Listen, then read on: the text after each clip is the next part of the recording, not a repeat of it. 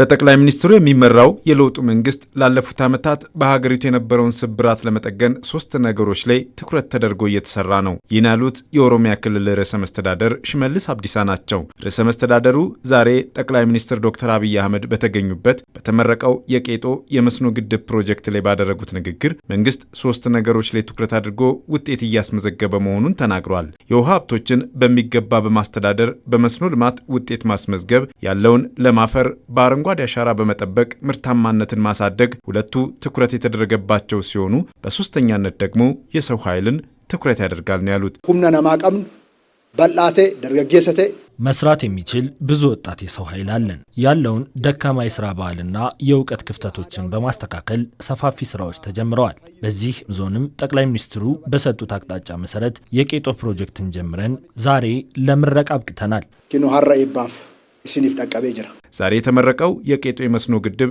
ለሰዲ ጫንቃና ሀዋ ገላን ወረዳዎች የማያቋርጥ ውሃ አቅርቦትን በማረጋገጥ የግብርና ስራ ላይ ትርጉም ያለው ውጤት እንዲመዘገብ ትልቅ ድርሻ የሚጫወት ነው። ይህም ሀገር ለያዘችው የእድገት ጎዳና መሰል ፕሮጀክቶች የሚኖራቸው አስተዋጽኦ ቀላል አለመሆኑንም ያመላከተ ነው።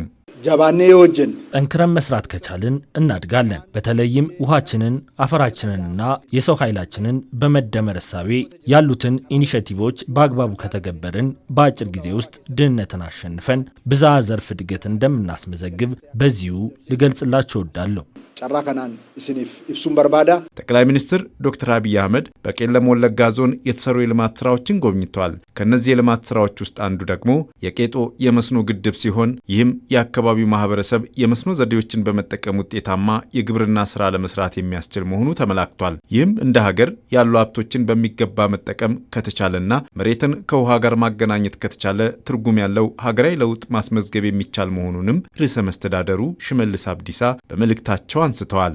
ኡመኒ ናኖ ኬኛስ ዳንጋንገ ዳንገት ከዳር እስከ ዳር ያላችሁ የክልላችን ህዝቦች የተቀረጹ ኢኒሼቲቮችን ይበልጥ ወደ ስራ የማስገባት ተግባራችንን አጠናክረን መቀጠል አለብን። አሁን ባገኘነው ትንሽ ለውጥ ሳንኩራራ ለበለጠ ሁላችንም ተጋግዘን ልንሰራ ይገባል። የሰራነውን ቆጥበን በቆጠብነው ደግሞ ኢንቨስት አድርገን አዲስ ታሪክ እንድናስመዘግብ ጥሪዬን አቀርባለሁ። ሴና ሃራ ኮጀን አሱማን ዋምቸኮ እስኒፍ ዴሱን በርባዳ